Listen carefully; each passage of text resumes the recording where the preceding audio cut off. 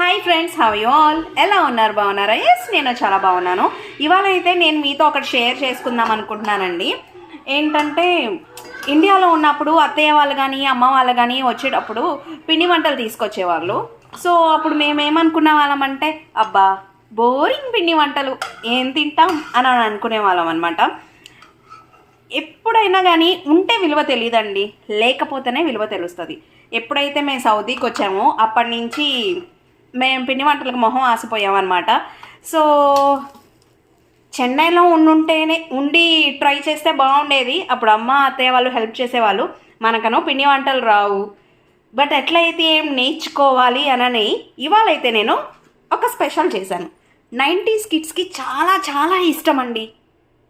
మనం బట్టి కొట్లలో వెళ్ళి మరీ తినేవాళ్ళం. ఏంటని చెప్పుకోండి. గెట్ బిస్కెట్స్ నాకైతే చాలా చాలా ఇష్టం అండి. మరి మీకు? అండ్ ఆల్సో ఎటు ఆయిల్ ఉంది కదా అని పిల్లలకి పునుగులు వేసేస్తున్నాను. మరి మీ ఇంట్లో స్పెషల్ ఏంటి? కామెంట్ చేయటం మర్చిపోకండి. బాయ్.